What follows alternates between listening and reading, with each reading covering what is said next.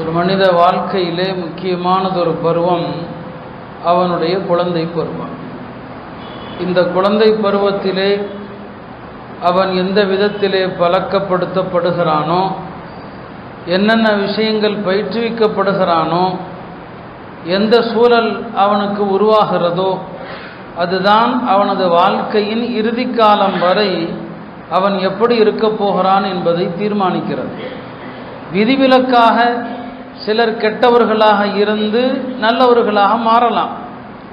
ஆனால் பொதுவாக என்ன, ஒரு மனிதனுடைய குழந்தை பருவத்தில் அவன் என்னென்ன பயிற்றுவிக்கப்படுகிறான், குழந்தை பருவத்திலே அவன் பார்க்கக்கூடியவைகள் என்ன, அவன் கேட்கக்கூடியவைகள் என்ன, அவன் எந்த சூழல் இருக்கிறான், இதுதான் ஒரு மனிதனுடைய வாழ்க்கையை பழக்க வழக்கங்களே நல்லவனாகுவதா கெட்டவனாகுவதா என்பதை தீர்மானிக்கிறது. எனவே தான் குழந்தை வளர்ப்பு என்பது மார்க்கத்திலே முக்கியமாக இருக்கிறது. நாம் எல்லாம் பெற்றோர்களுக்கு ஒரு துவா செய்யுமாறு அல்லாஹ் சொல்லித் தருகிறான். அந்த துவாவிலே கூட பெற்றோர் இந்த துவாவுக்கு ஏன் தகுதி பெறுகிறார்கள் அப்படிங்கிறதை அல்லாஹ் அழகா சுட்டி காட்டுறான். ரப்பிர்ஹம்ஹுமா, யா அல்லாஹ் என் தாய் தந்தையருக்கு நீ கருணை காட்டு. அதோடு அல்லாஹ் நிறுத்தல்ல, தாய் தந்தையருக்கு கருணை காட்டு என்று ஏன் துவா செய்யப்படுது, அல்லாஹ் அதை சுட்டி காட்டுறான். கமா ரப்பயானி சகீரா, நான் சிறுபிள்ளையாக இருந்தபோது என்னை எப்படி நீ வளர்க்க வேண்டும் என்று விரும்பினாயோ அப்படி வளர்த்ததற்காக. அப்ப இந்த துவாவுக்கு பெற்றோர்கள் ஏன் தகுதி பெறாங்க, அந்த குழந்தைய இப்படி துவா செய்யற மாதிரி வளர்த்திருக்குது. அப்படி வளர்க்கப்பட்ட புள்ளதான் இந்த துவா செய்யும். ரப்பிர்ஹம்ஹுமா கமா ரப்பயானி சகீரா. இதுல ரெண்டையும் அல்லாஹ் சுட்டி காட்டிடுறான். நல்ல பிள்ளை பெற்றோருக்கு துவா செய்யும், பெற்றோருக்கு துவா செய்கிற பிள்ளைகளை உருவாக்கிய தாய் தந்தையர்கள் நல்லவர்கள். அதுதான் குர்ஆனுடைய அற்புதம். இந்த ஒரே வசனத்தில் அல்லாஹ் ரெண்டையும் சுட்டி காட்டுறான். அப்போ குழந்தைகள் நம்முடைய மிகப்பெரிய பொறுப்பு, நாம் ஏற்றிருக்கிற பொறுப்புகளில் பெரிய பொறுப்பு அதுதான். நபி ஸல்லல்லாஹு அலைஹி வஸல்லம் உடைய ரத்தின சுருக்கமான ஹதீஸுகளில் ஒன்று, எல்லா மனிதனுடைய பொறுப்பையும் இந்த ஹதீஸ் உணர்த்திவிடும். குல்லுக்கும் ராயின், உங்களில் எல்லோருமே பொறுப்பாளர்கள். வ மஸ்ஊலுன் அன் ரஅய்யதி, எல்லாருமே பொறுப்பை குறித்து விசாரிக்கப்படதான் இருக்கிறீங்க. பிறகு எல்லாரையும் சொல்லுவாங்க, அல் இமாமு ராயின், ஒரு ஆட்சி தலைவராக இருப்பவர் அவர் தன்னுடைய பிரஜைகளுக்கு பொறுப்பாளர். மஸ்ஊலுன் அன் ரஅய்யதி, தன்னுடைய பிரஜைகளிடம் எப்படி நடந்தார் என்று அவர் விசாரிக்கப்படுவார். உலகத்திலே நல்ல ஆட்சியாளர்களும் கடந்து சென்றவர்கள் உண்டு, தீயவர்களும் கடந்தவர்கள் உண்டு.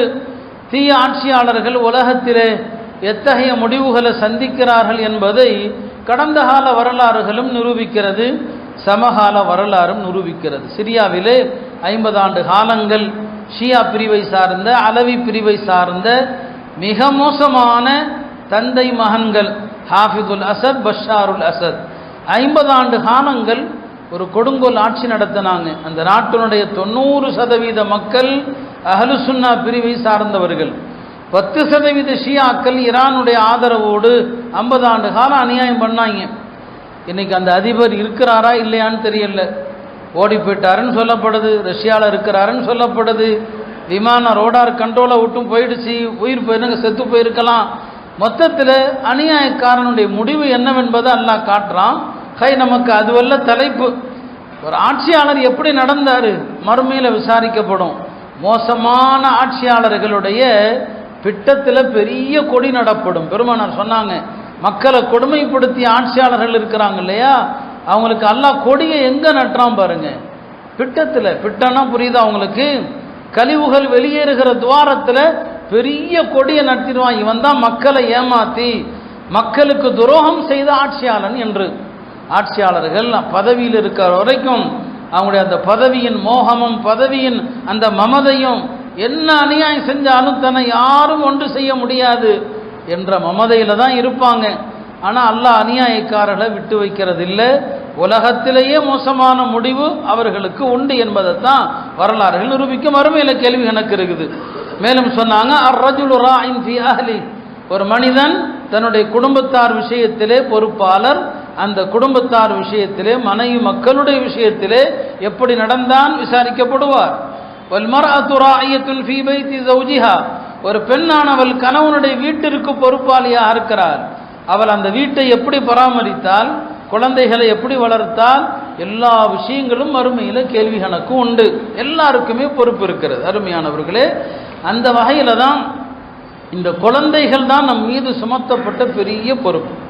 குர்ஆன்ல நீங்க பாருங்க, பல நபிமார்களுக்கு அல்லாஹ் நீண்ட காலம் குழந்தைகள் இல்லாமல் பிறகு அல்லாஹ் அவங்களுக்கு குழந்தையை கொடுத்தான். அந்த குழந்தையை கொடுக்கிற நேரத்தில் அல்லாஹ் உமக்கு ஒரு குழந்தையை தருவோம் அப்படின்னு சும்மா சொல்லிட்டு போகல. இப்ராஹிம் அலைஹிஸ்ஸலாமுக்கு குழந்தையை குறித்த தகவலை சொல்லும் போதும் சரி, ஜக்கரியா அலைஹிஸ்ஸலாமுக்கு குழந்தையை குறித்த தகவல் சொல்லும் போதும் சரி, அல்லாஹ் பயன்படுத்துகிற வார்த்தை என்ன? இன்னா நுபஷ்ஷிருக. இது ஜக்கரியா அலைஹிஸ்ஸலாம் விஷயத்தில் வரும்.